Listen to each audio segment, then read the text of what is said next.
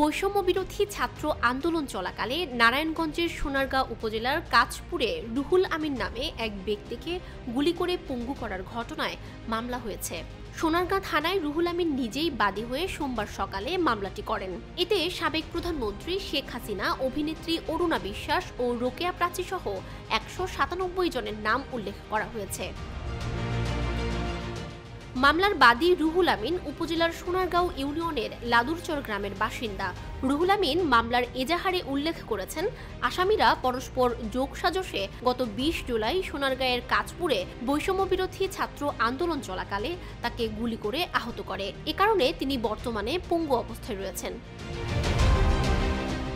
মামলার অন্য আসামিরা হলেন সাবেক স্বরাষ্ট্রমন্ত্রী আসাদুজ্জামান খান কামাল, সাবেক সড়ক পরিবহন ও সেতুমন্ত্রী ওবায়দুল কাদের, সাবেক পররাষ্ট্রমন্ত্রী হাসান মাহমুদ, শেখ হাসিনার ছোট বোন শেখ রেহানা, শেখ হাসিনার ছেলে সজীব ওয়াজেদ জয়, সাবেক খাদ্যমন্ত্রী অ্যাডভোকেট কামরুল ইসলাম, ডিবি প্রধান হারুনুর রশিদ, সাবেক সংসদ সদস্য নজরুল ইসলাম বাবু সহ নারায়ণগঞ্জের সোনারগাঁ ও রূপগঞ্জ উপজেলা আওয়ামী লীগ ও অঙ্গ সংগঠনের নেতাকর্মীদের নাম।